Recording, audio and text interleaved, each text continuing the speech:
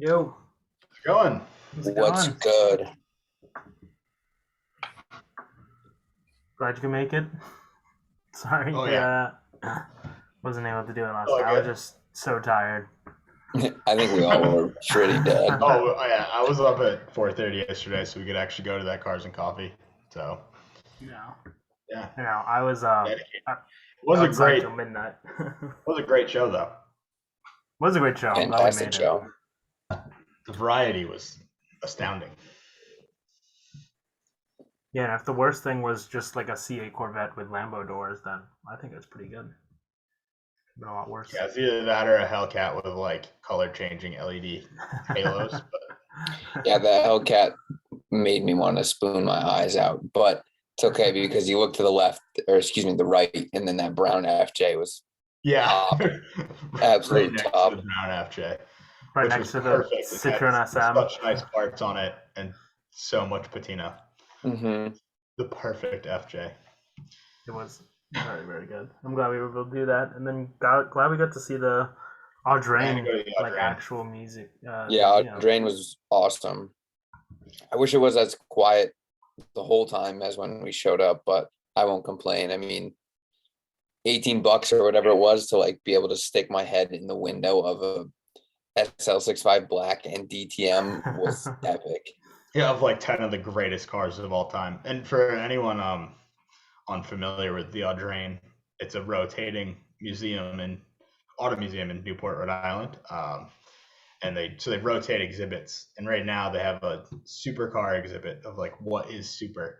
So stuff there is just absolutely incredible. And you can get really close compared to a lot of other auto museums I've been to. Like Yeah, put your head right inside of a Veyron or SL65 black Yeah, or the Carrera GT, like just so up close and personal to see details that you wouldn't otherwise be able to see. The CLK GTR was mind blowing. Just a oh, little so thing, very cool. good looking. front suspension through that little porthole in the front, like through the vent. So many little things that you don't get to see. Even Yeah, at like a absolutely. traditional exhibit, it was super cool. Yeah, I think it's Yeah, I mean, it's part of being such a small viewing area. I mean, if it was some larger museum, maybe they would spread it out a little bit more. But I mean, there's no choice if That's they what give the space. I'm saying. That I think what makes the Audrain awesome is that Yeah, it's not a hallway where you walk down and walk between velvet ropes with a bunch of cars on either side. Like yeah, they're just in a room with you. very So, intimate, very personal. yeah, That's great. definitely. 10 out of 10 would recommend. First time being there too. I know that they rotate different exhibits every few months, but I'd be curious to see what else they have in the future. If it's to that caliber, I'm sure it'd be very oh, it's interesting. All definitely the like even worth the drive down for me. Like what a way to spend a couple hours on a Sunday. Yeah, totally. absolutely.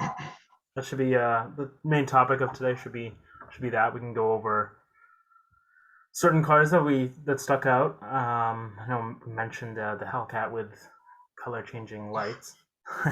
Yeah, I think a good topic is like one, which car would you take home from the Audrain? Like if you couldn't sell it, like the question posed at lunch was fantastic that we talked about.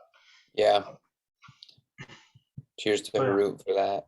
Yeah, Yeah. well, That was a really thought-provoking question. It was simple but thought-provoking. It was if you could only have one of the cars from the current Audrain exhibit, which would you take?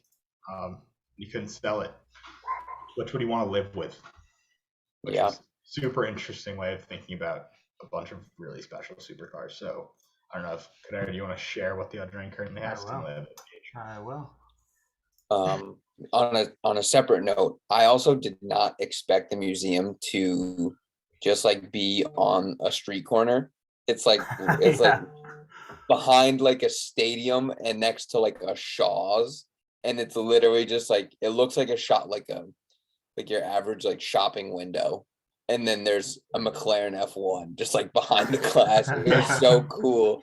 It was so cool. It was also awesome because like while we were standing there, like gawking over the F1 and the CLK GTR, whatever, it's like we got to see like so many of the cars from Cars and Coffee like idle by and getting a second glance at them like in In motion. street view as they like rolled by So true. was even better than, obviously seeing them stagnant was good, but just it was awesome to get that second glance at them. Yeah. Totally true. Yeah, and I actually didn't know this until we were just leaving, and this is like a personal affinity for me, but like that stadium I was behind, it was actually like the International Hall of Fame of tennis, and I knew it was in Newport, but I didn't know it was literally in the backyard of the Oh, I Audrain. didn't know that. I And would totally we check passed that by out. and I saw some grass courts, like, oh, those look really nice. And then just as like the plaque of like the International Hall of Fame of like tennis, and just like where the Audrain takes out their trash, which is just Yeah. so funny. Yeah. That's It's awesome. right there. I didn't know that. So cool. It's right next to the Tennis Hall of Fame. Yep, they're right next to it. So this is a little snippet of what we can do. So we'll take a look at the first row here, get the people an idea of what they have.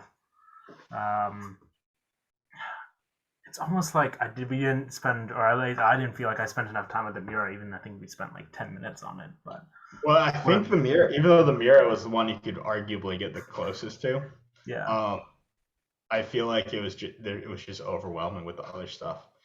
It's also interesting to see like in innovation in like the super stripped out supercars, and then the blend of luxury and speed.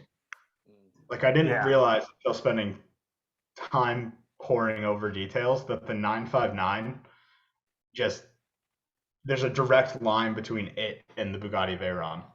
Like they're so similar in what they tried to achieve. So true. Yeah, the ethos is so similar. Yeah. It's just like, what era of technology do they have? Yeah, like, what's right. It was 20 like, years of innovation. This is what Right, exactly, because like you look at the F40 right next to a 959 and you think of them as like contemporaries, but the 959 like build quality, like panel gaps and the interior fitment, it's just so far ahead of the F40.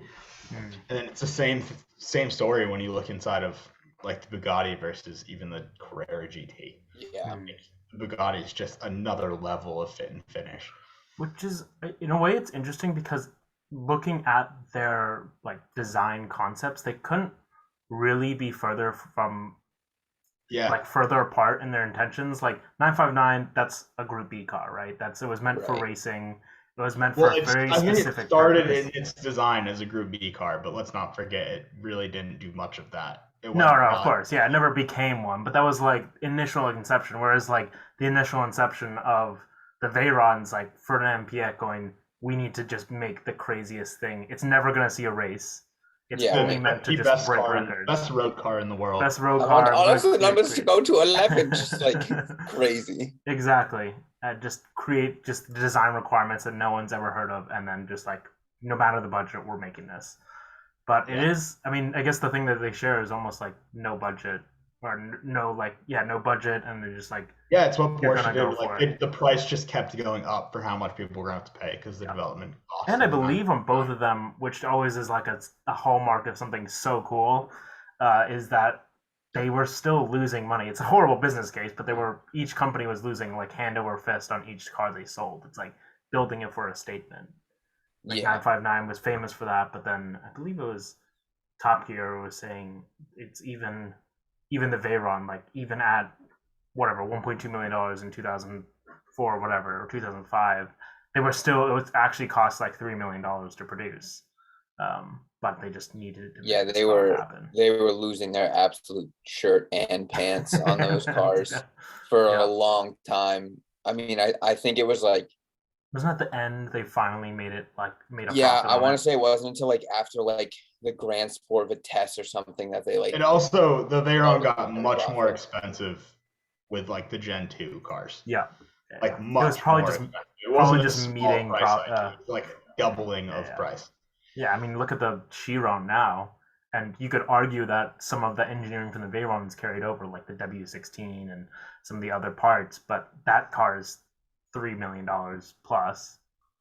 And like the first, I remember it was like a really basic like Scholastic Book Fair sort of supercar book when I was reading when I was 10 years old, and the Veyron came out and the numbers looked wrong. Like they didn't look like they Yeah, made it sense. was like 1,000 fake. horsepower, like no way. $1 million, like no way. And it's just so cool to actually like see it and it become something. That car was so Also, like it being in the room with the 959 and the McLaren F1, so two like ridiculous, and the Carrera GT, like three other ridiculous at the time ridiculously expensive cars, like truly incredibly priced when they all came out. Yeah. And three of those really struggled, like the 959, the Carrera GT, and the McLaren F1 to sell, but the Bugatti just didn't. Yeah. And you could kind of see why. Like when you actually see them up close, like the Bugatti is just so incredibly well made. Such a statement, and they could have had it become a total flop too. Like it could have been set up to be an absolute like failure, but it really wasn't. And so cool. Yeah. It's so cool to see that. I love it. It was so awesome. Yeah, that was just the takeaway for me, was seeing kind of the two sides of the supercar and how they evolved, and what you thought of as what people think of as contemporaries don't necessarily seem like they actually competed when you actually look at them. They were just so different. Yeah, I'd argue on the other side of this, the F40 side of the ball would be maybe like P1 in a way. I mean, you could really argue like, I don't even know if you can argue Senna, but something going in that direction, just like raw. There's no sound deadening. It's like its design purpose is just basically a hot rod that's $1 million with modern technology, and the Veyron being on the other side of the spectrum. Just it's so cool to have both. I mean, there's no real right or wrong answer there. Yeah, you could probably look at 4GT. 4GT, there you go. That's probably the most. Yeah, they're really similar, actually. The 4GT is smaller, I think, inside. So cool. It's so tiny. Yeah, it's such a cool thing how like proportions work. Because I said the exact same thing about the DBS Superleggera when we passed by it, was that I was next to a GT500. And in all the pictures of DBS, and even like in isolation or in like, I've seen a couple in Manhattan when I've gone down, and they look so massive. Big. They look so big on the road, but then you put it next to a GT500 Mustang, and it's like the same size. Yeah, it's smaller. Smaller. Probably like smaller, right? 500 is like a bloated DBS. And the same thing goes for the 4GT. It's a DBS that ate too many cheeseburgers. Welcome to America. Yeah, back to the question of which one you'd have, though, if you couldn't sell. Weirdly, and this is incredibly weird, because I think in the moment I said F40, but after sleeping on it, I think it has to be the Veyron. Really? Yeah. Interesting. Matt? Yeah, I honestly, like, I still have a hard time pinning down an answer. I know I said F40 it's so hard. First go around. I also still like really want to default to the CLK DTM, because there's part of me that's like, that car is like so like mundane compared to the rest of them that like if I was going to keep it forever, I would just drive it every single day and like treat it like it was a CLK 320, and it would be like amazing. But on second thoughts, I think I might take the Reventon Roadster, because that was just like such a unique one-off of it looks like a concept car. Yeah, it really does. Basically like a concept car. But I mean, like, is a concept car. Like what Aaron and I were saying, like, as people who worked in engineering and like deal with suppliers, you could see that they literally had to like order cheap LEDs, like that some college robotics team would order. Yeah, I mean, so it looks like units. But they were like, "Oh, we have to get off the shelf stuff." Yeah, exactly. It looks like which is so Italian and perfect. You know what I mean? It's like it couldn't be more perfect of an Italian car in that way. It's I'm pretty sure like the DRL LEDs were used on like my freshman design project. Yeah. school. Like that's what we ordered. They're a for printed it. circuit board, like LED that you can just Yeah. buy off DigiKey. Super simple. Yeah, so open top V12, really rare. I think that's my final answer. Also because That's the it's one like, you keep. So Yeah. is that because it's like parts are available enough for like the mechanical stuff where you feel like you could actually drive it and have it still be special? I yeah, think it's the rarity, right, for you. Maybe I'm interpreting it wrong, but yeah. I mean, it's just a combination of everything because it's like it's a drop top Lambo, and if anybody saw it, they'd be like, "Oh, that's a cool Lambo" or whatever, because it's pretty iconically Lambo shaped. But very few people would know that it's a Remington. But if somebody saw you like daily driving, like if somebody saw me with like groceries in the passenger seat, my Remington Roadster, like if I saw that guy, I would absolutely lose my marbles. But it's also like this, the motor's been around for 30 years or whatever. Like the people know how to work on it. The parts are pretty readily available. It's really not.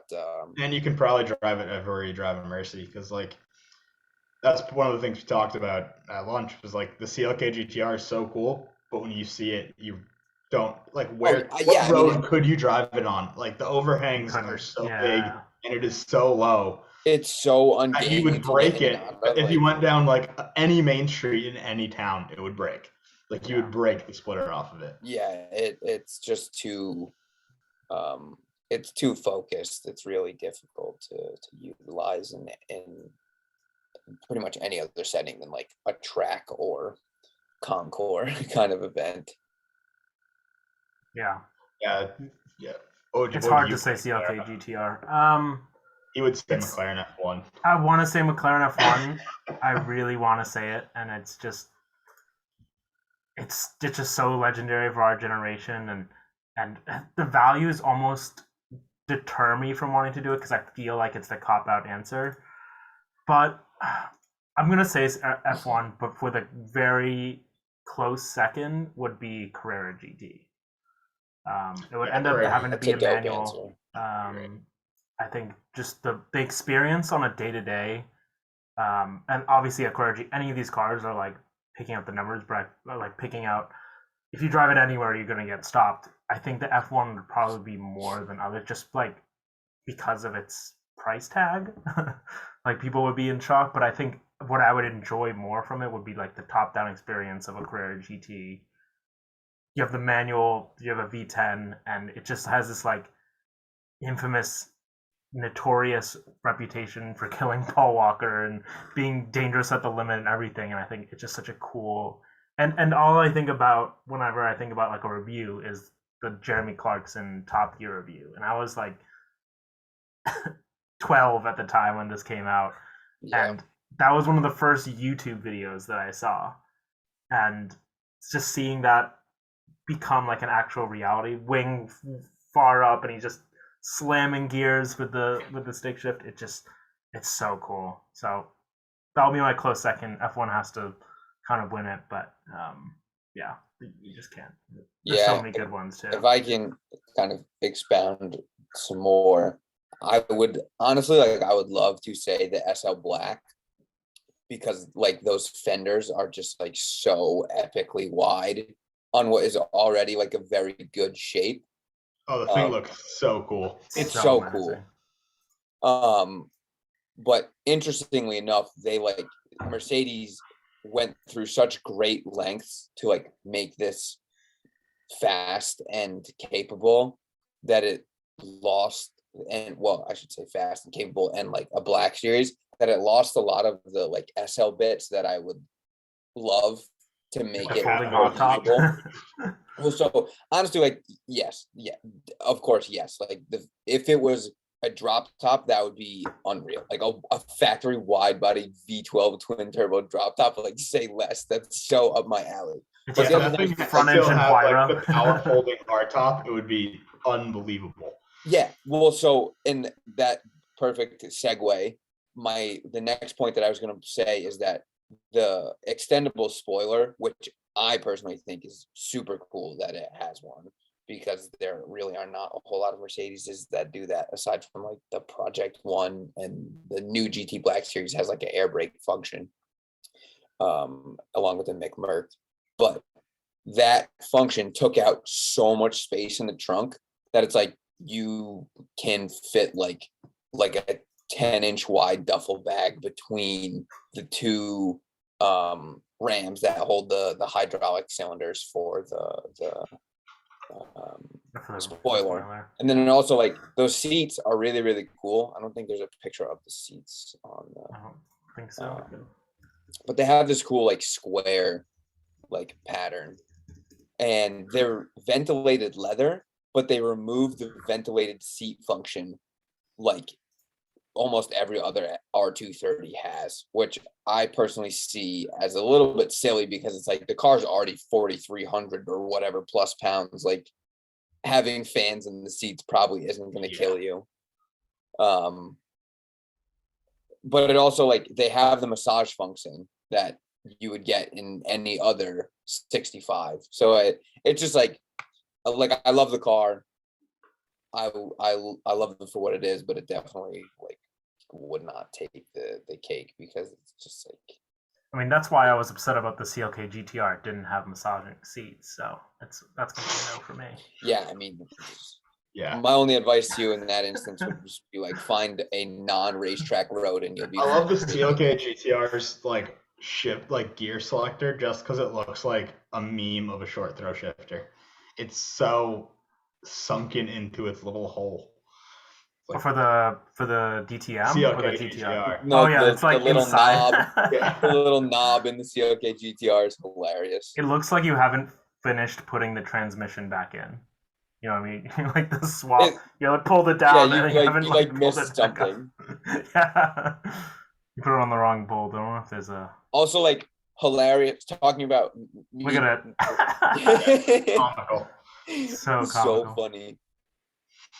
I also find it hilarious that the CLK GTR has like stuff that the. Go ahead. No, I was like, quick point, but like it has such a pedestrian-looking steering wheel, even though it's like a completely removable like motorsports piece. It's like you could take it from the back, but then it has like an airbag from like the equivalent B class of the time. So cool. So I just wish I saw this view. This is just. I know. We all concur. It's the only shortcoming. But then it's like then you I guess wouldn't be able to see like this profile view, which is just so insane. So epic. You would just have to go for the live viewing of it, but it's insane. The GT1 class is just it's like a superhero movie. That's what the whole class I mean is like. it's You know what I mean? It's like an Avengers movie. It's literally an Avengers movie on 4 wheels, and that's what these cars are. Funny that like this car, so like me griping about luxury features that the SL doesn't have. This car has like parking sensors, and it's like, oh yeah, because that's gonna save you from the fact that you literally can't see anything. Parking sensors. It really. You mean it doesn't. This is its rear view. Sticker box. Exactly. Nothing. I also think it's. I mean, we're on the topic of CLK GTR. It's like when you go back in period and look at like actual racing history. I know Porsche boasts about it all the time, like their racing history and whatnot. But like even compared to F1 and 911 GT1 and all the other GT1 cars, like this was easily the most dominant. I think in the 98 or 99 season, it won like later all but one. F1 dominated. 98 was F1 dominated like in like 95 Le Mans, like the early ones, but then one of the later like GT1 series went through, like the CLK GTR basically was unbeatable, and like I'm pretty sure Porsche dropped out because Mercedes was so dominant. It was like unfair. that is correct. That's Zissies. Yeah, that's such a cool exhibit. I mean, if there was anything to maybe add to it, it would be like an F50 would be really cool. I know those are super, super rare. The Enzo just like straight up took me back because I think the Enzo was one of the first like supercars I ever saw parked on the street when I was a kid.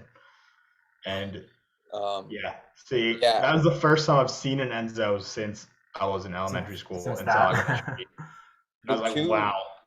I remember when I saw this super crazy thing. Oh, that's so awesome. It just pulled it back from the memory bank. Yeah. Flashbacks. Right back. So The cool. two cars that come to mind that I would have loved to have seen there, or just kind of fit in this grouping, also like very hard to attain. I think a '05 Ford GT would be epic. I know that they wanted to, like, at least it's my understanding that they wanted to like span some of the decades. So like, they have a '05 Carrera GT, they have the '06 Bugatti. Like, they didn't want another car from 2005. They could have certainly replaced the 620R with them. I mean, I also think we're mildly biased because Yeah. like '03 to '07 is probably like it's our poster development car years. years. Yeah. The other car I was going to pick out, which to me I think would be an awesome addition because it really goes hand in hand with like the Vector, would be a Celine S7. I know that they're like impossible to find, but like that car again was like you had like the craziest of numbers, and it was like, okay, yeah, that car was what, 350,000 or 400,000 or something. It's like, okay, but you were faster than everybody for half the price of a Bugatti. Like, yeah. So that's actually such a good Selena 7, especially the twin turbo one, was like all the comparison tests back in 2005. It was just right. Yeah, I mean, 10 times crazier than everything else. It was like Koenigsegg one before Christian was like, yeah, here's exactly. my car. Look, I did like. Oh man, that's such a good throwback, Selena 7. I have not thought about that car in a minute, but what a crazy thing. That'd be cool. I've never seen one of these in person though. I mean, I don't know if you guys have, but have I seen one? I don't know if I have. A couple months ago, maybe, I went on like a hunt, looking at the LMs. So there were 7 chassis that didn't get produced, and so somebody bought all 7 of them and then created the LMs. Wow. And they're so cool. Did not know that. What does it have for a motor? Is it an LS or something like that? It's a V8. The Ford base. It is. I don't remember off the top of my head, honestly. Ford Windsor V8, up to 7 liters. Yeah, I knew it was a 7-liter. I just didn't know which one. Jeez. But the thing is epic. That's insane. Yeah, I've never seen one of these in person, and that would, I think the way Scott was describing the Enzo of like throwing it back to like when he was a kid. I've never even seen one, so I don't have that experience. But that's another good one. Yeah, I think that one of the reasons why I ended up picking the Veyron is because I was so jaded about that car, like most car enthusiasts, I'd argue. Yep. And then like you see it, and I mean, it's just so incredible. Like everything is done to an 11. So well. Yeah. Like as an engineer, I just want to put it on a lift and look under it and figure out how they did all of it. Like I could see owning that car and enjoying every single day because you'd find new things about it. Yeah. And how they did it. Yeah. And it was timeless. Like the interior is just timeless. It would never be old. I completely agree. I totally would have happily said Bugatti as well. You said Bugatti, and I just for variety's sake wanted to find another reason to not say Bugatti.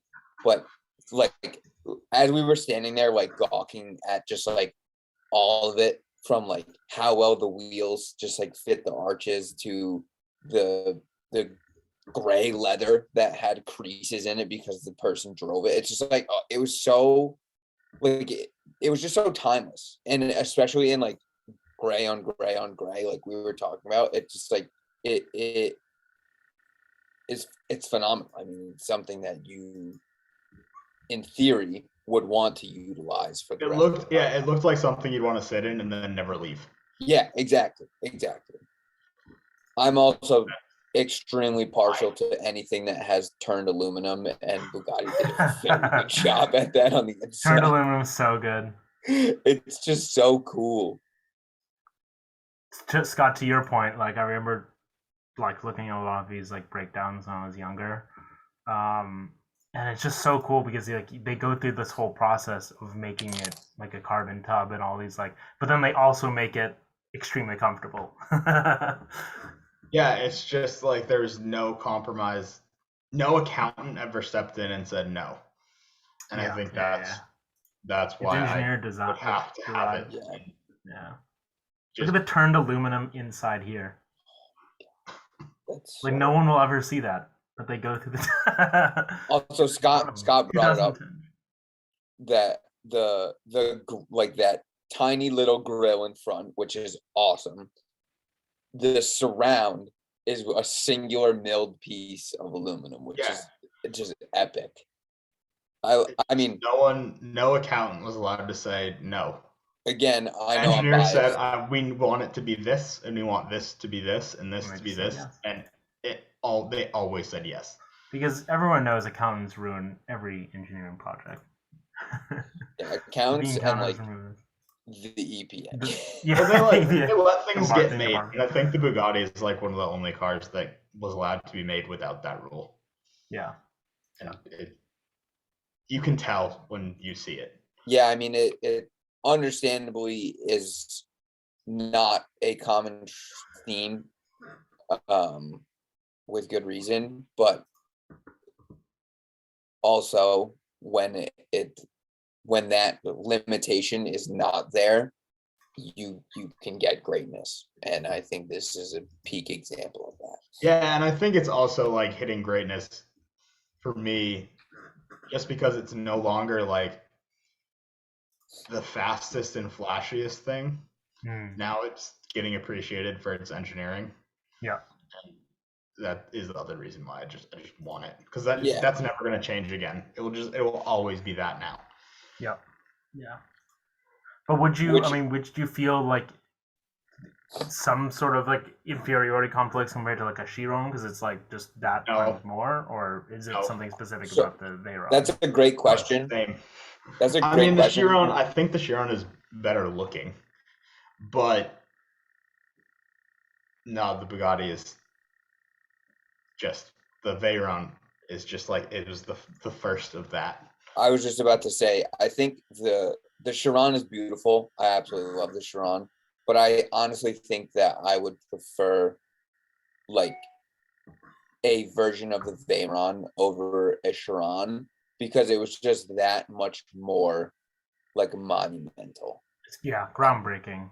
And groundbreaking. Yeah, it just has like the standing next to both of them.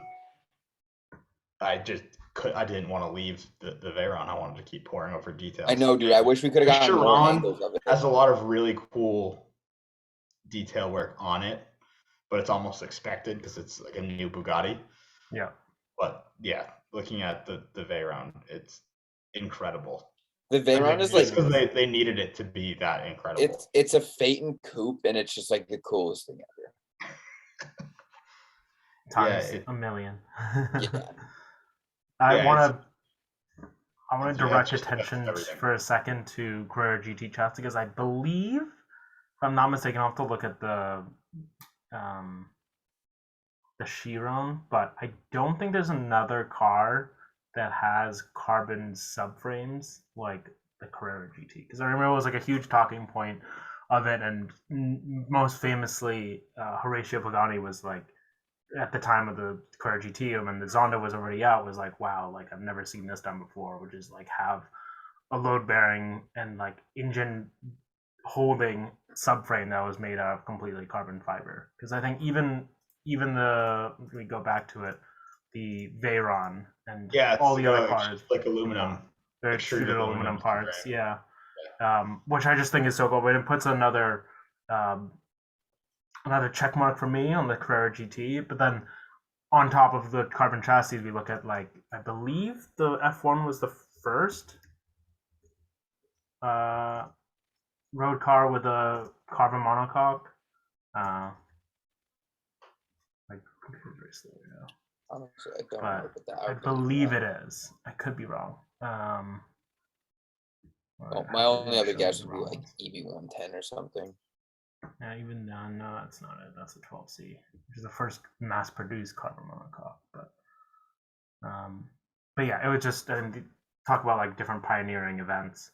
Bugatti was in its own way, of course, but like some of the foundation was laid by these like earlier cars, and the driving experience of those I can only imagine. So it's just so cool. Yeah, very, very cool.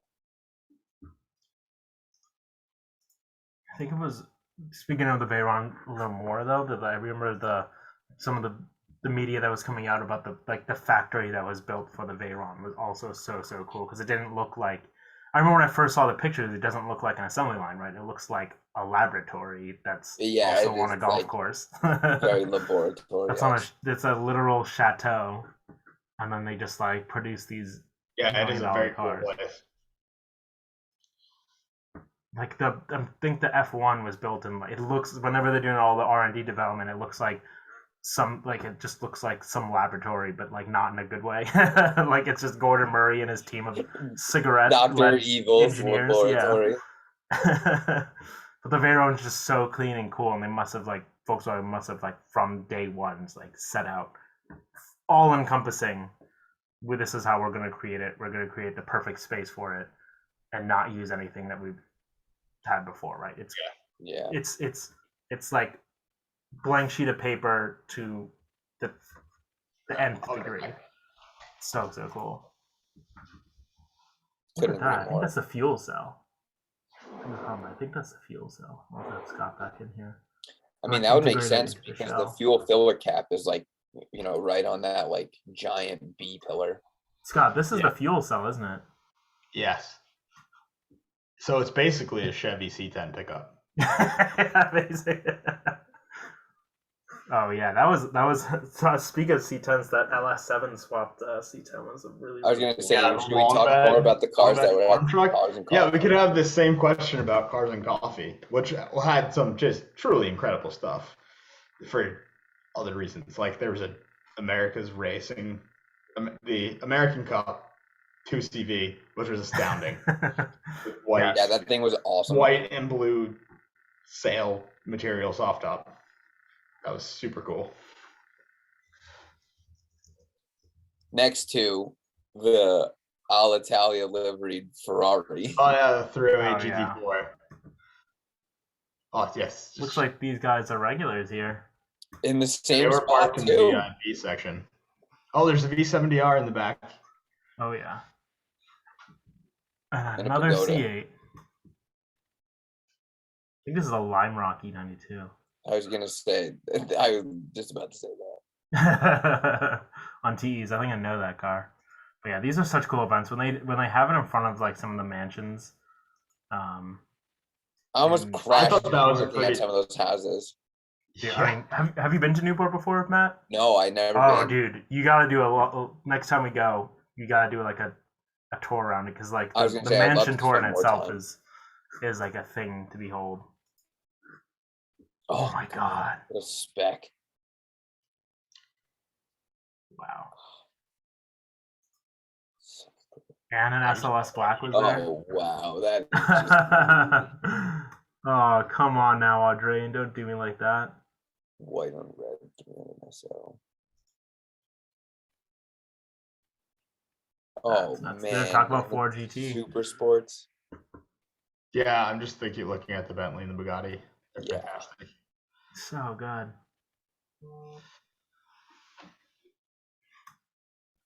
Yeah, there were quite a few events this past weekend. Obviously, we couldn't make it to all of them, but New Canaan Cars and Coffee had a really, really cool showing. I think there was a Gunther Works there. There were a few other. I saw there was a blue with silver bottom paint Mira, which is really cool. Really? Yeah, there was a XJ220 that I saw that was there. And I would imagine that there were probably some other very cool cars. Yeah, definitely are. That's also another great event. I think some of them were split between the two of these events, depending on where you live. But yeah, I mean, I think like the most expensive car at Audrain Cars and Coffee was that awful, awful Senna.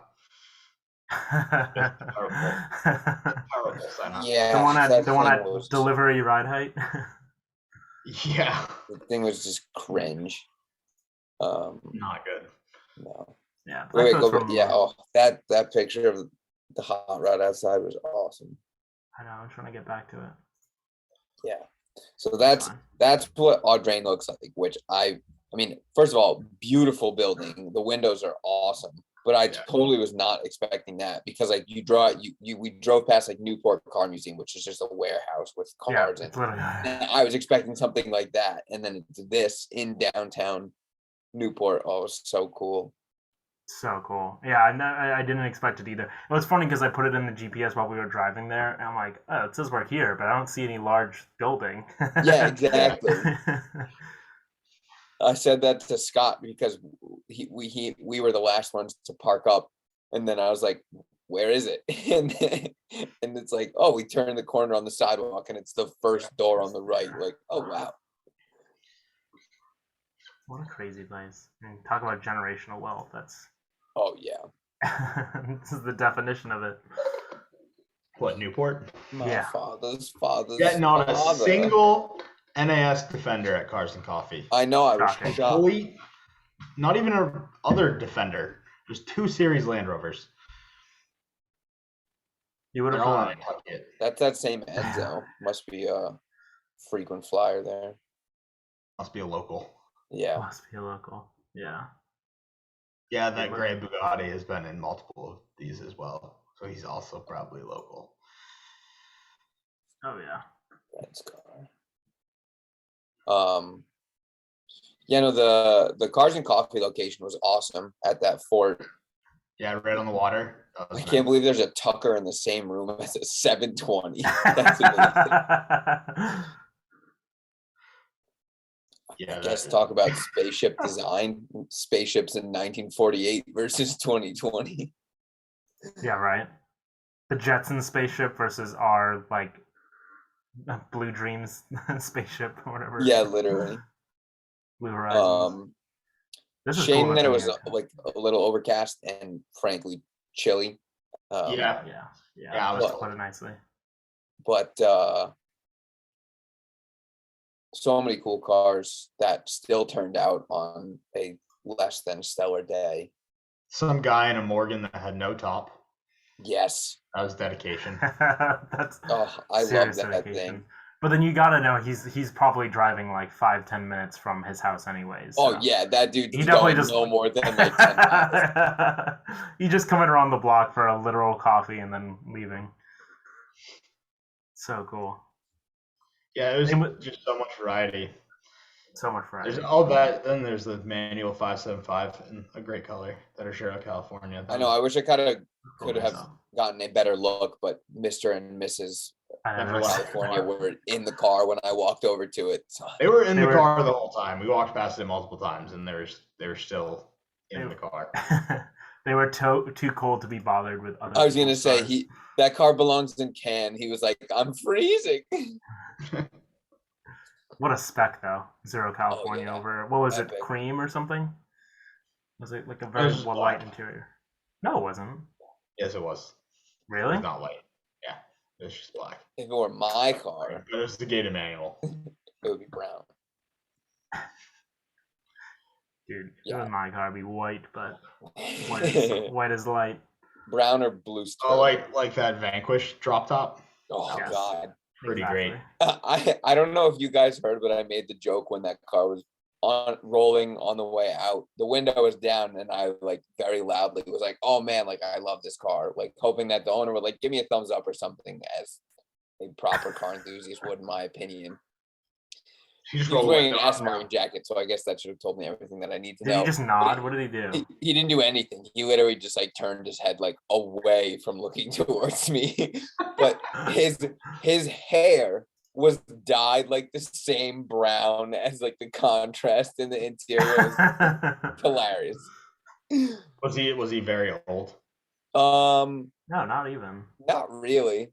I would say like you just dyed his hair. Late 50s, maybe early 60s.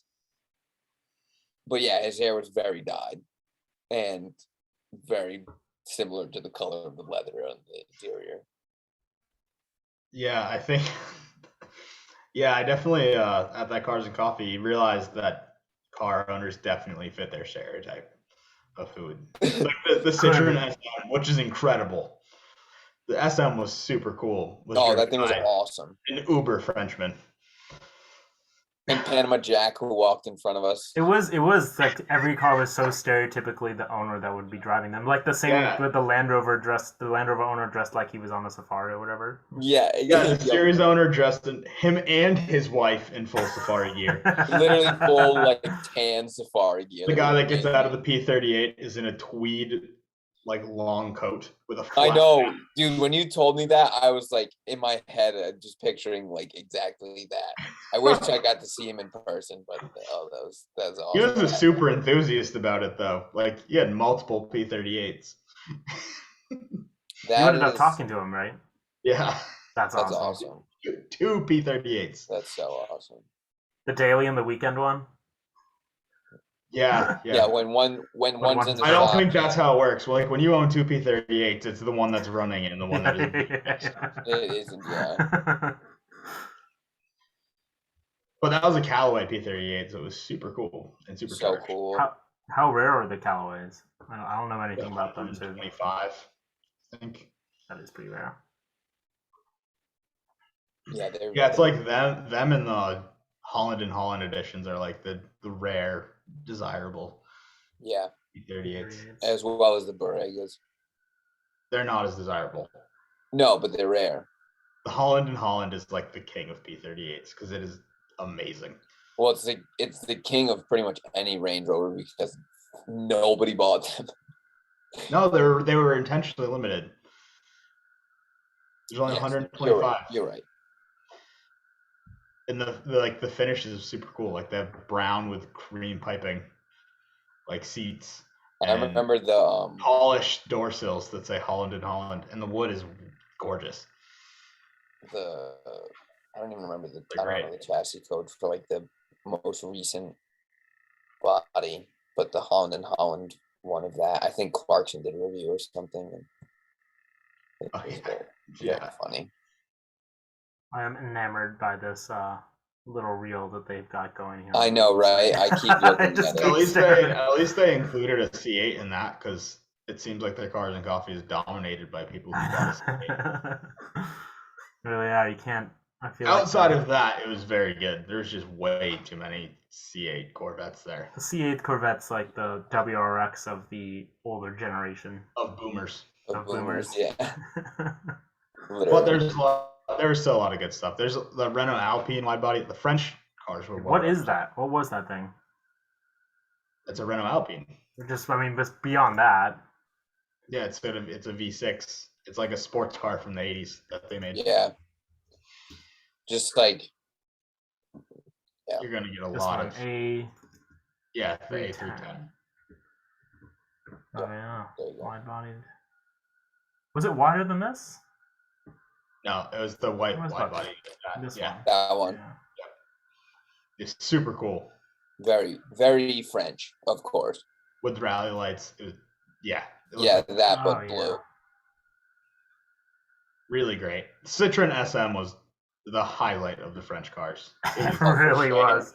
Brown over brown Citroen SM. Yes. Could not be more French. And it was so pretty.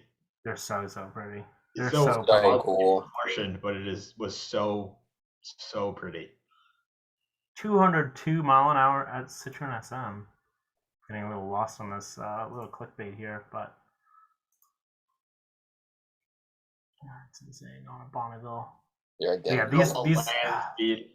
these things like they're just like boats in like the best way possible. Also, just the opposite. I kept looking at it for the opposite reason of the Bugatti, of where like you're just dumbfounded by some of the engineering choices. Like all black wires. The all black wire is. I've heard about it and read about it, but like until you really look at it, you don't realize just how stupid of an idea that was. Like you have wiring harness like going through the firewall, and every wire is black. It's black, Like, yeah. where do these go? You should literally chase every single wire to know what it is. Unreal. Why do you think that? What's your theory as to why they made it all black? Because it looks better. I was gonna say looks. 100% that is the reason. It also has a Maserati engine. It's a combination of very unreliable things. Like, and the suspension's uber complicated, but when it works, it's just magnificent. It's so dope. pretty and such a not like flashy. It's exotic without being fast, and I think that's really hard to pull off. That's a great way of putting it, and you're 100% right. I totally agree. Exotic without being Because fast. it looks so French way of exotic. doing Like it could park with the best of like the 70s exotics, and it would not look out of place. No, Even though it not at all. doesn't have anywhere near the performance. Like it could sit next to a Ferrari Daytona and a Wow, Miura, that's a great shot. and it still look Pretty just as color. incredible. Color just popping on it. Just Yeah, they're look just at like that. I don't. It looks so long, especially when it's like at full low, When it's and the slammed, teardrop just factory never slam. ends. It looks like it never ends at the rear. It's just a sperm. That's what it looks like. That's what it was I designed. was gonna as. say baguette, but yeah, I guess both are equally French. You look at it, just like a teardrop that never ends. It really is. And speaking of supercars, I think if they were to do one from I don't know if it's overlooked or, but it's definitely not overlooked, but I think maybe even underlooked is McLaren's Speedtail. I don't know if that's going to be looked back at in the same way that we look at other supercars, because it's overshadowed by certain things, but I think this is just like one of the coolest looking, and I think about Citroen SM whenever I look at one of these, even though the proportions are even longer, but. I like to think that McLaren definitely had a picture of an SM up there on like the design inspiration board. It was just an old Citroen that was terrible. Yep. Like, yeah, make that. Look at it. There's definitely a lot of SM there. But it's gotta be just this. I mean, just like the whole like the way the rear glass meets the rear haunches is like so SM inspired. Yeah. It doesn't invoke the same feeling in me. Like an SM, it just makes me want to go get coffee by the ocean. I want to be in the south of have France. Sex for 9 hours. Yeah. It's.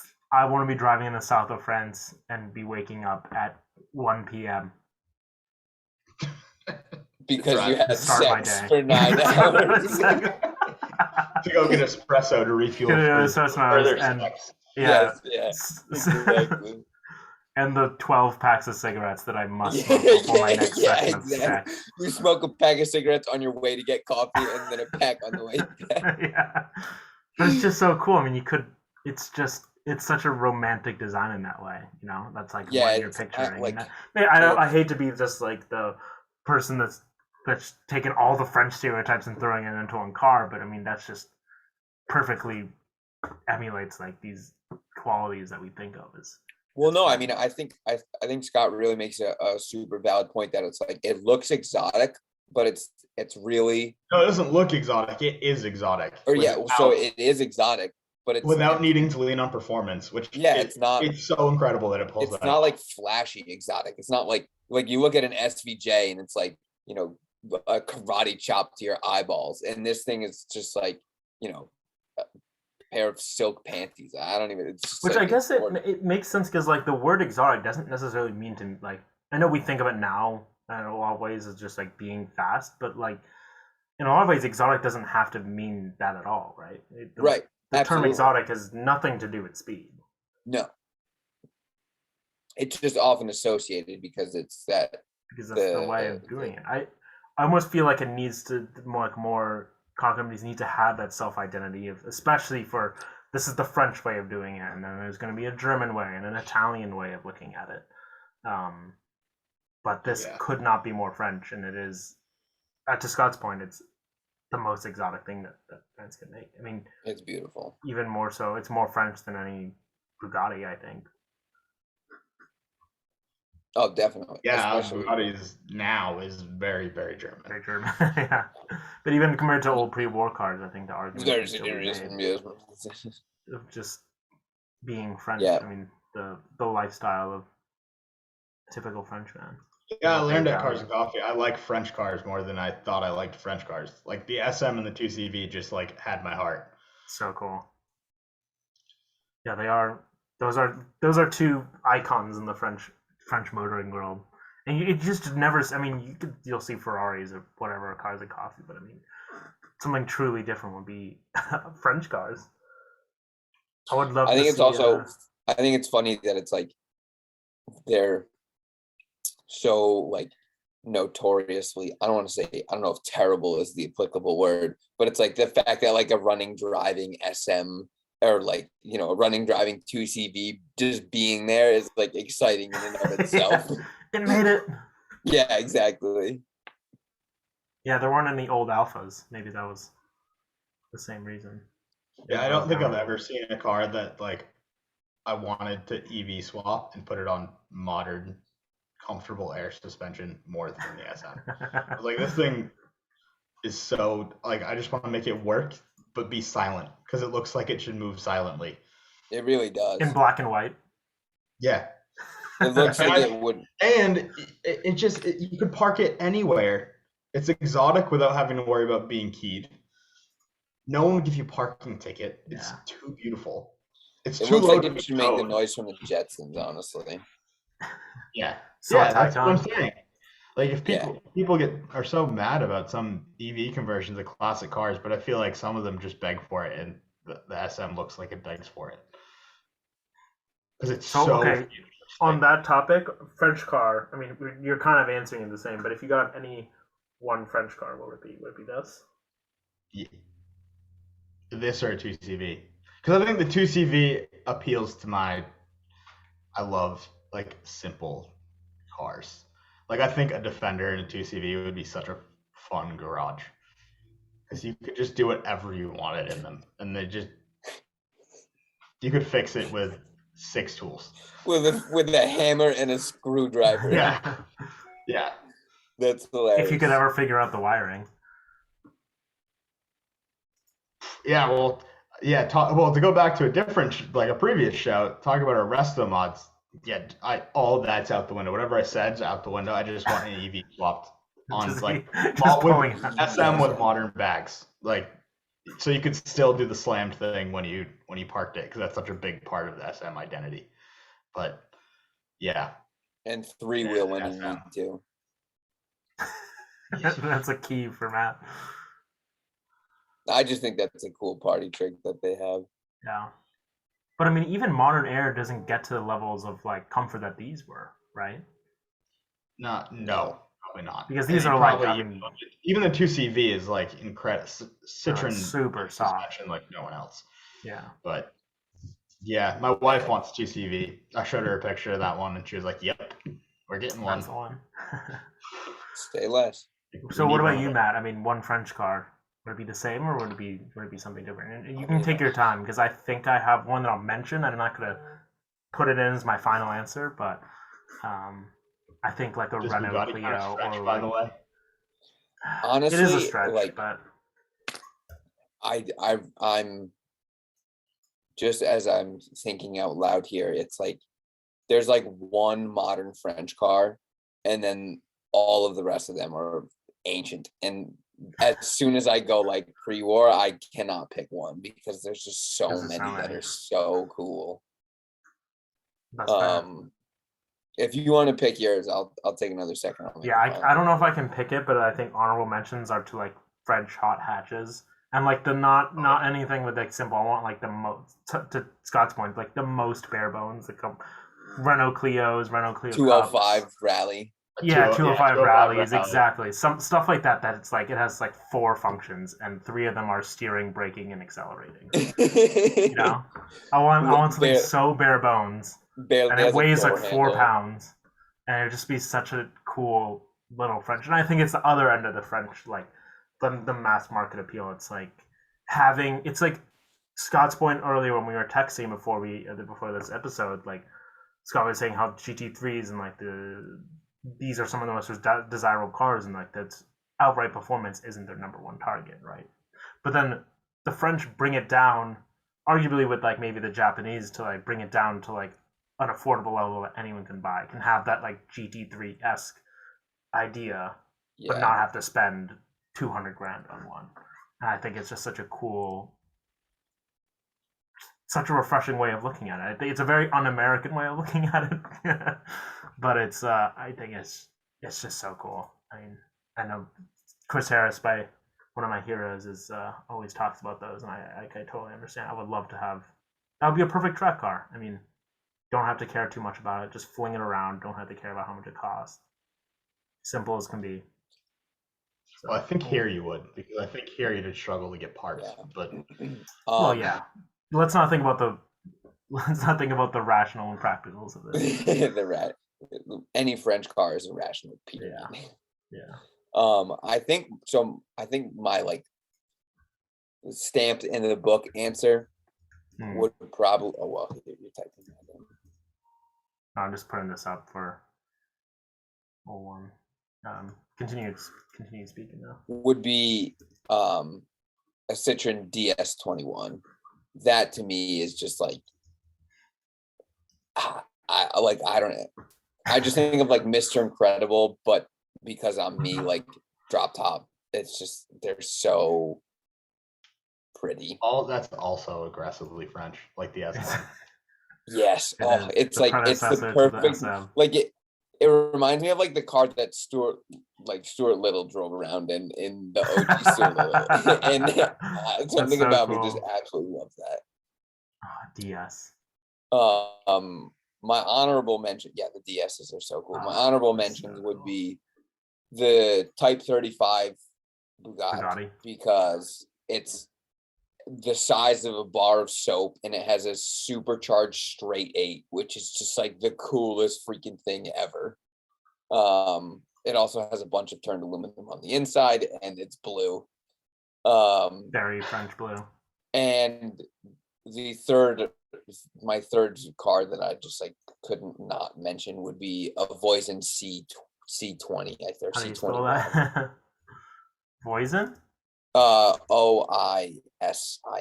French. Yeah, Voisin. Voisin, what was it? I think it's C20, C21. Oh, C6 Laboratory? C20. Yes. Yep. Wow. It looks like someone chopped it 6 inches. It does look like a chopped Model A. 6-year-old me would be delighted to drive that. Wow. That looks so evil. It looks like a bad guy car. I've never seen a car pull off black over red in the same manner that this does. It just like it looks like you stole your lunch. It's like the perfect like French. It stole your lunch, man. The thing looks like it stole your country. Looks like it just colonized you. It looks so cartoonishly evil. I love it. It's so cool. It's also like also massive. For its time, it must not have been that much bigger, right? Than its contemporary. It looks big. I love it. Yeah. I think it's so cool. So the smoothies on the side, the wheels. Yeah, they love the smooth wheels. That's like a Voisin staple. So if you look like at the C28, also a very, very funky design. It's like almost Atlantique kind of swoop back. You mentioned Atlantique. There you go. I mean, there's like 2 of them, but yeah, there's 2 of them. They light on fire, and they're 1 billion degrees when you close the doors. But I mean, I don't need it. What is this nonsense? Get that out of here. There you go. Yes. Oh. That just looks like an airplane. Yeah, it really does. It's like, how do they create those shapes back in? I don't know. The concept, based on that Bugatti concept, though, they really need to make a front engine car. I don't know. Is They really do. I mean, I don't know if you guys would know, but is Talbot French? I think they are, right? Like the clothing company? No, not Talbot. Talbot. Talbot Lago. I'm pretty sure they're also French. my God. Again, just like crazy. I can tell architecture looking at style. it that they are French. They made a couple They like are in fact French. super. God. Wow. Yeah, so they made a couple like drop top versions of those cars, and they look like they're going 100 million miles an hour, just like sitting still. It's wild. What? Bring wheel covers back. We're talking about all these like coefficients of drag. I mean, I don't know if you would know, Scott, but is there any rules or regulations that currently exist that prevent wheel covers from existing? Probably not. I mean, it's other than like you got to be able to turn. Yeah. Just give it enough space. But I'm pretty sure Justin Bieber's Rolls Royce has wheel covers. I wish I didn't know that. But, Saying. Yeah, I think you might be right. No, I think I am right. It's You hideous. are right. It's because the proportions of modern cars are terrible. So when you do it, it looks bad. make it stop. Yeah, it's just very tall. Yeah. Yeah. Oh not God. great. Those taillights are It's. bad. I don't hate. I mean, this is what I'm thinking. Is that Yeah, that's what whole I was concept, thinking too. but just not to the same. I mean, that's just a classic. Like, I think the Apple car has the Apple car concept has wheel covers too. I think it's just if it's still Like right, in its current iteration, not it's like a ball. like not just ball. Yeah. Which one were you thinking? An apple. Not that you not the spin. literal egg. A monowheel. One of those. Yeah, the French cars are very interesting. Yeah. It's, Type in lucky. type I think 57. Bugatti Type 57. No, Talbot Lago. Or what is it? Bugatti Type You guys 57. are down That is a rabbit real. hole of this. Hold on.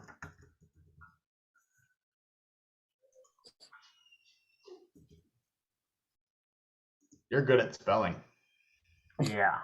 There's like a delay on my keyboard, and it's very irritating.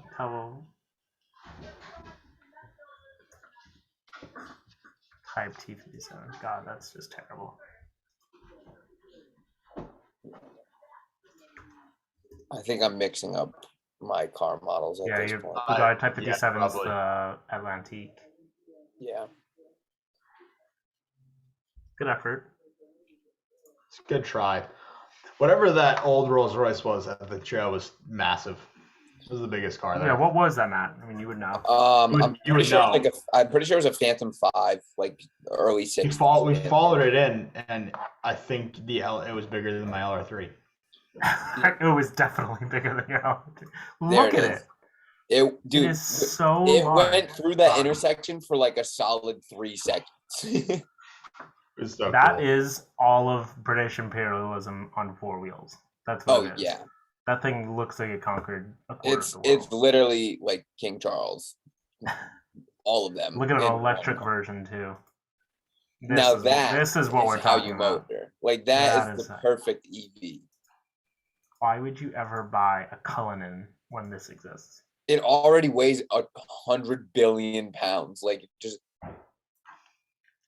oh my god. That's amazing. Lunaz makes some ridiculously nice EVs. Yeah, they do. They really do. Really like what Lunaz does. Look at that woodwork. Starting at 500,000 pounds. Worth every penny. Any car with jump seats like that is immediately so much cooler.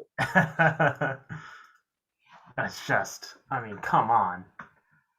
I just remember seeing it, and it took like a good 10 seconds to get past my line of view. It started, and it was like a cartoon, and then it just ended like about a minute later. Yeah, you know, like in Tom and Jerry when the car pulls up and it keeps going and going and going, and then at the very end, like the character with a cigar gets out. That's that car. That's like, this. Yeah. Oh man. See, tell me the SM doesn't need though. Lenny, stop. Hey, no. Hey, stop that. You stop that. It's actually so that looks kind of like the other roller that was there, which I think was a Silver Cloud. Yeah, there was a Silver Cloud there. I know that was a Silver Cloud.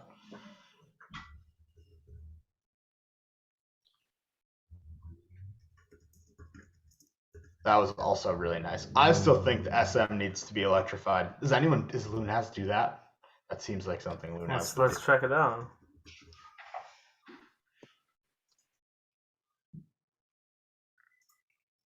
They make some fantastic stuff, so they probably have.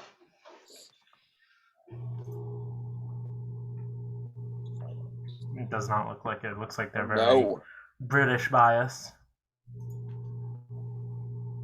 Oh my god.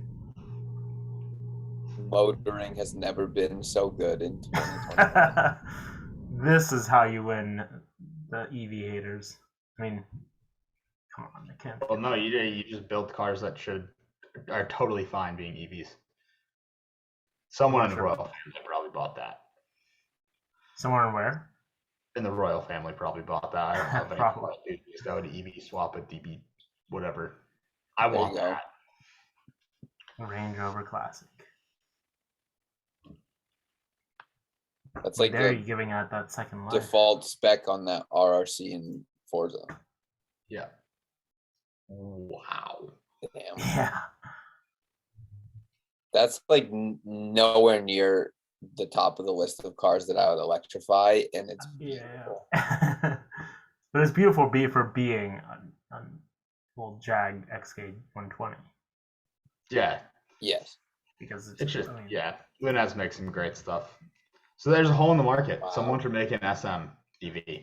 There you go. Now. Start it up. Now. Scott, buy an SM. I think it's the perfect car for it. It really is. I agree. I feel like you can update that old, because it's hydraulic, the suspension. No one cares how fast it is. There's so much room where all the old accumulators are for a battery pack. You can honestly just put like a Nissan Leaf motor in it and battery pack and just use that as the EV platform. Buy that for 10 grand or whatever. Not wrong. You make a good point. You don't have to do much. People are doing Tesla swaps for about the same anyways, so it's just so cool.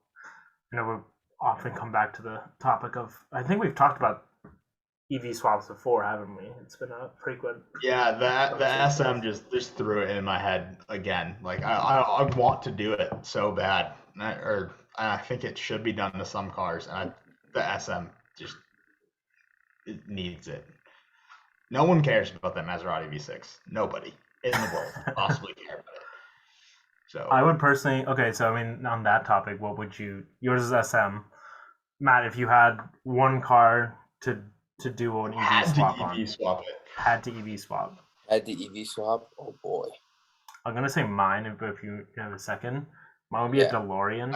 I think I can see. That's an awesome answer. On the screen right now. Which one? In the one that you would do? I think it's in the lower left-hand corner. That's what Hager's gonna say. My guess. So you're not far off. Because I'm a billion years old. I think I would go with like there's like 3 different cars that I'm really struggling to decipher between. I think I would go with like a 1956 Lincoln like Mark II though. Really? I love that answer. Yeah. That's I guess because like it is a big old American V8, it probably makes too much noise and it smells bad. But like I feel like the V8 is such a big part of the character. It definitely is, but it's like especially like 1956, like these cars, they couldn't stop. They could not turn. It was like steering a waterbed with a glass of wine. I mean, it was terrible. So I just feel like they were really only good at like lumbering along in a straight line. And even then it's like there was so much play in the wheel that you were kind of just like guiding it. I feel like it'd be really cool to have like a EV one that like is quiet and drives straight. I think the bigger part with that would be like the smell of exhaust probably ruins the luxuriousness of the experience so much. Yeah. Yeah, I mean, Lincoln, especially the drop top, be so bad. Yeah, especially imagine like an uncarbed or uncatted, like leaded fuel V8. yeah. You're just breathing in all of the cancer. Well, I just think of my WRX and it's nobody. a But the thing snowmobile. is, Wow, so yeah. like only people now care about that because in 1956, not That only was the were norm. you inhaling all of those fumes, you also had a cigarette in your mouth the entire time. So it was like you just Yeah. wanted to die. Yeah. The cigarette on the long pole or whatever that's That's called. actually That's Yeah, what, pretty good. exactly. You wanted cancer when you drove these cars. Like, yeah. Yeah, clean air was frowned upon.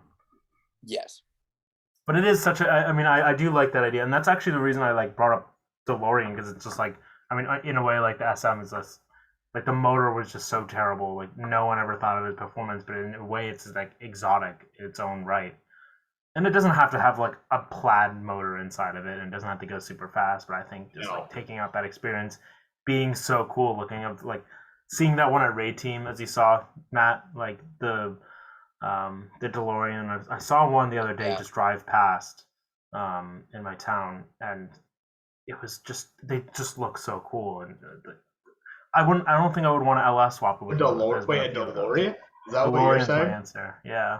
Oh, Yeah, I mean, I just think of like Jetsons noises and this with an EV, like just like Porsche Taycan infused noises with this thing. True Jetsons yeah. car. Just Yeah.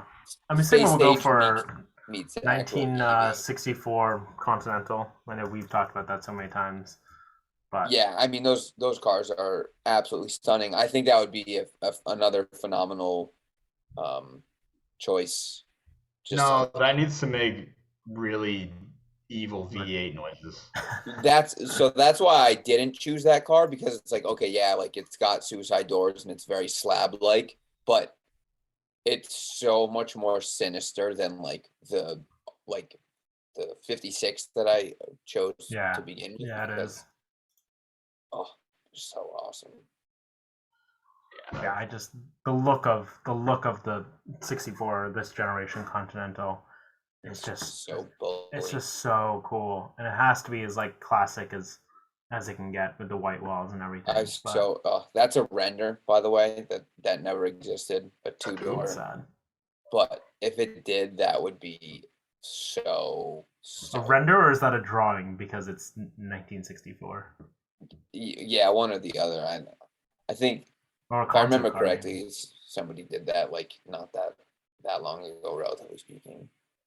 It's one of my. I mean, Why would you take length out of the Continental? You got to keep all the length. That's what makes it lost. You got to make sure it looks the same going forward as it does going backwards. Oh yes. Oh it's like my a first gen Boxster. I don't think they're that similar. But I remember that was like a thing on Top Gear. I think James Wayne was like commenting on the I think that was 986 Boxster. Oh, it was Jeremy. I think it's Jeremy because Jeremy hates Porsches. Yeah. But it was like, oh, it looks the same going. Yeah, it was totally Jeremy when I was doing the track. It's like it looks looks the same going forwards as it does going backwards. Yeah, they're really cool. Wait, are you saying why? Are you saying this wouldn't be your EV swap? So I didn't want to pick that because I feel like that would just be like the easiest default. But I also feel like this car really deserves like that V8. It's a good V8 too. Just like something about that was that Chilean man's one off. He was like some oil tycoon and he wanted Mercedes to make him a glass roof, and Mercedes refused to make him a glass roof because it removed all of the structural integrity on an already asininely heavy and dangerous car. So he had somebody else build him a glass roof one. Oh my god. He frequently had interactions with women in the back of this car. Oil Tycoon. He's probably the most ethical of all the 600 owners. Yes. Yep. Yeah, he was like Chilean or somewhere like South America. He's Never basically married. Mother Teresa compared to Never married. Alvarez. Probably had like 70 kids, but was not a father to Include, did you see that? It said include a well-stocked minibar. No, I didn't see it. Oh yeah. Pipe holders fitted to each rear door. Yeah. Talk about Yeah, French. Yeah, seriously. yeah. This guy would shame an I would. owner. I mean, I would love to see an EV swap one because then you could actually afford to drive it. But that again also kind of belongs with that huge motor. Yeah, fair enough. I mean, it's just. Yeah, I think it's too much for the character. You want to that Phantom 5 is very imperialistic. That thing is imperialism on 4 wheels. Colonialism. Like quite literally. I think it was great. It was so big. So big. The best part was is the interior is not even that big on like the regular body. Yeah. Well, just now think about it. 64, so it's the same year as the Continental, which is like two different countries and how they approached massive sedans. Except this must have been way more expensive than a Continental. Oh, like probably 5 times, if not more. I want to say a Continental was like, yes, probably about 5 times. A Continental was like somewhere in the range of like $5,000 to $6,000 or something, which is a lot of money. A lot, yeah. And maybe more. I might. That's probably like, I think that must have been like a college tuition back then or something. Well, why don't you look it up because my numbers are definitely off. Okay. We're gonna pull up gotta pull up the currency conversion. Yeah, the inflation calculator. Yeah.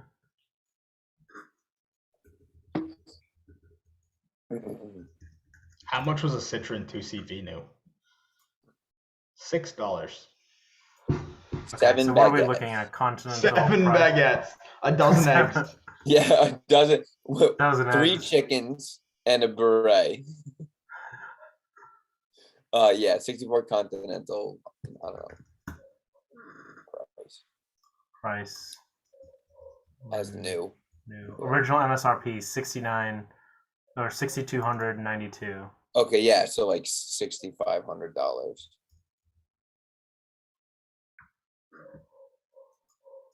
Oh, come on. Here we go. So that was $6,500 in 64. Yeah. The Citroen 2CV in 1990 was $6,500. What are they today? A 2CV. No, $6,600. Okay, sold a new 2CV in 1990. Dude, it's really? 58 grand. What a Continental was. Yeah. So. Dude, I mean, it's also a 60s American car, so it's kind of built like shit. Yeah, that's fair. But it's also the price of a like leased out BMW base 3 Series or something like that. Yeah, I mean that's like the price of a like you're not even getting a loaded 340 anymore for that. You're not. Those are in the 60s now. Okay, what is the 2CV price when like the first year when new? Oh well, in 64 it was $1,300. Wow, it was way cheaper. Yeah. Well, it's also an Econo box. And it's also not a full-sized American sedan. Okay, what's the grosser? It was the Mitsubishi Mirage of its time. Literally. The Nissan Sentra. Oh, dude, Sentra's too nice. Versa. Yeah, Versa. That's what I meant. The Versa is the cheapest car on sale, or was the cheapest car. Like, brand new car. What's the okay? Let's see. I mean, they were all bespoke, so it's hard to say. But I want to say the average price was like 25 grand.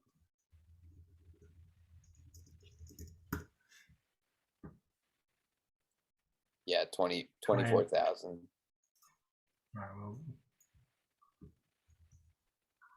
That's why Elizabeth Taylor had one.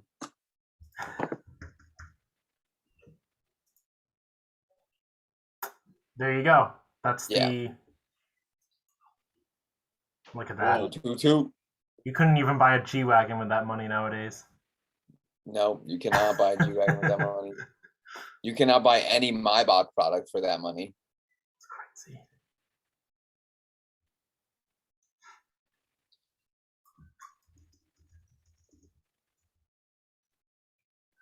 What was the first year GCV? 1948. Its production run was 1948 to 1990, which is astounding. That is actually It's actually beyond belief. Wait, so what's longer, that or the? No, it must have been that. No, I think the Volkswagen Beetle is longer, right? Because they still produce it until like the 2000s. Yeah, the Beetle is definitely longer. However, the Beetle is not as cool. It's just too. Speaking of long production runs, No. I would like to throw in the 6 3/4 liter as an honorable mention. That's just an engine. The 2CV As a car. was the same car. No, I know. $1,100. Oh my god. And I'm pretty sure 1955. the most expensive Model T was more than that. It's the price of a MacBook. $1,280. Yeah, Wild. that's insane. That's so wild. You know what's I always think of when I talk about modern times and you go to like, I think I was looking at this is obviously pertinent to modern days, but GT4 was 125 new. It's calculating between then 2 years ago, and it actually just makes up for the inflation rate. Like they're now priced in the 130s. Yeah. So they're just at MSRP, but anyways. Well, now you know. Now you know. Thanks, inflation. Mercedes have always been extremely expensive. Yeah, shocking. Shock horror. Until they're not. Yeah, Until exactly. 20 years later, they're like $8,000. 7 owners later and 3 warning lights there. Yeah, 7 owners later and 3 repos. Yes. And they smell of smoke. But it's so funny because it's just like, we've talked about this before as well, but like Mercedes, it's like 85% of Mercedes are just like completely depreciated. And then the other 15% of, at the very least, held value, if not appreciated. Yeah. Like your Black Series, like your SLSs to AMG GTs. Like they've gone in completely different directions, even though they're really similar in a lot of ways. Same gearbox, same like basic chassis, and like just production numbers and how they're actually perceived and how they're like significant and whatnot. It's crazy. A Black Series versus a standard AMG. That's like another. Yeah. Those are other examples. CLK Black versus like a CLK 55. I would just find it interesting that Mercedes is so polarizing in that way. Definitely very interesting. Scott, buy a 2CV now. For like no. Message. 8800 is name a better driving experience. That's what I'm saying. Chris Harris approved driving experience. Yeah. He loves his. You're handy. What does Haggerty say? They have a buying guide on. So aggressively French. Oh, Cheval. Look, it's a Chiron, basically. Wow. The C in the side. It's a Chiron. That's where they got it. It's imagine going up to a Chiron and it's like, oh, like I have a 2CV. They're the same. They're the same. Look at the C. Oh wow, they really just do a full breakdown of each decade. Oh yes, that was the car chase from Living Daylights. Yes. It involved the 2CV. Or For Your Eyes Only, excuse me. Was it the slowest car chase of all time? Did it involve a VW bus? Well, no, they involved gravity because it started tumbling down a hill. Okay. I was gonna say, is it on grass? It has 19 horsepower. 19. It was not a fast vehicle. Well, it's also a James Bond movie, and it's a pretty girl driving, so she's not gonna get caught. Wow, the Sahara models are worth 275% more. Yeah, that's $93,000. Wonder what the one we saw was. Wonder what that's valued at. America's Is that on Bring a Cup. Trailer? Let's see. I know. I've got There it were now. there were two Z8s there, which is actually very surprising. There were two Z8s. That was a cool sight to see. But they're in the 20s. In the teens. A soft top one of those would just be the coolest beach cruiser. Really would. It's because it's a picnic basket on wheels. It is is this the one we saw? It looks like it. Oh no, that is the one we saw. This is the one. It's definitely the one we saw. That's 100% the one. 14.5. Awesome. That's a great use of money right there. I think it actually is a good use of money. Oh, I wasn't being facetious. It was so cool. Show up to Cars and Coffee and steal the show. Pay only That's $14.5 amazing. for it. People are showing up and paying 200% over sticker for a C8 Corvette. Why? Just get an air-cooled 0.6 liter motor. Excellent. More than enough. Plenty. 0.6. I don't. It's a 600cc motor. So it's a flat twin. You could go up to 911 owners. 602 cc's, John. Show some respect for its peak power. Yeah, that is peak performance right there. Oh my god, it's a lawnmower. So what was its suspension design? People were talking about that, but what is? Oh, it's got like these really crazy swing arms, so it has tons of travel. Yeah. Like tons of travel. Like you can use them like in a field on a farm. That's what the French. Well, that was its whole. Wasn't the whole design thing is like you could carry a basket of eggs or whatever? Yeah, it's basically the French Land Rover. Basically, yes. Yeah, just massive radius arms. Oh it's yeah. Honestly so it's just like cool. just like a torsion beam right here. Mm-hmm. Oh, it's like wait. Oh yeah. There you go. That's rad. So cool. So much ground clearance. Yeah, that's phenomenal. Given like how the arms bend. It's great. Oh, look at this. There you go. Wow, yes. I really want one now. That's so cool. It is the French Land Rover. You can't park there. The mayor is what that guy said. Yeah. You know this guy's it's Top Gear. It's probably Chris Harris's car. I need the winch.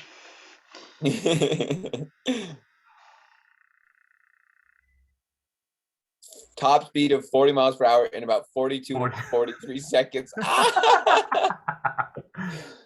Oh my god. So you're counting that's amazing.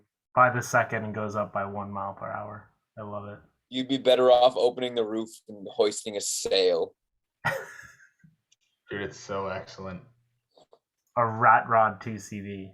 That's awesome.